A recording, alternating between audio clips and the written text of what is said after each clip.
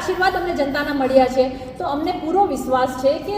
પ્રજા ત્રસ્ત થઈ ગઈ છે ભ્રષ્ટાચારથી, ખાડા ખબડાઓથી, મોંઘવારીથી, અસુરક્ષા ફીલ કરે છે, બેરોજગારો વધી રહ્યા છે. આ દરેકની વચમાં આમ આદમી પાર્ટી એક જ એવો ક્રાંતિકારી સૂર્યોદય થઈ રહ્યો છે ગુજરાતની ભૂમિ ઉપર. એટલા માટે તો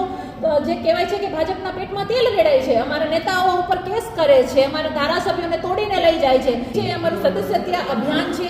આ